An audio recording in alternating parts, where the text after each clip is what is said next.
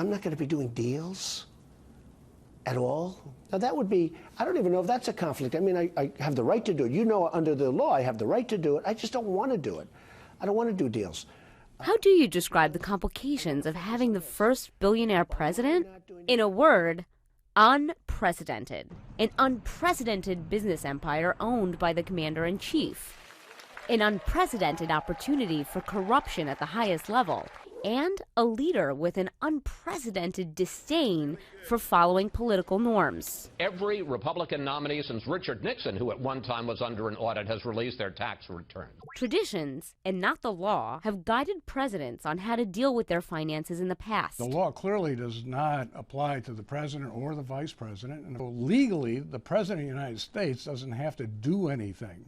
That's new. Back in 1983, President Reagan asked the Office of Government Ethics a question. Win just one for the Kipper. Could the first movie star president still take part in the entertainment industry? The answer, legally, conflicts of interest laws don't apply to the president.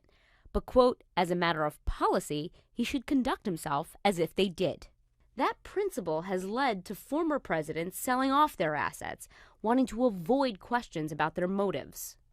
But now, more than 30 years later, the President of the United States will own hotels, golf courses, and his name will appear in credits for The Celebrity Apprentice.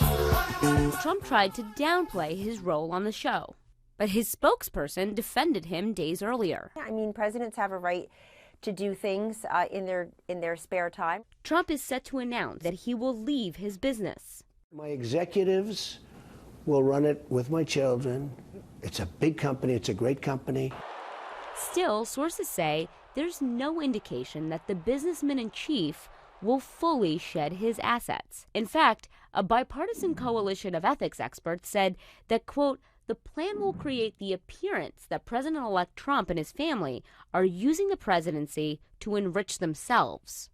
The group is calling for Trump to sell his business and put the money in a blind trust controlled by a non-family member. I have Ivanka and Eric and Don sitting there. Run the company, kids. Have a good time.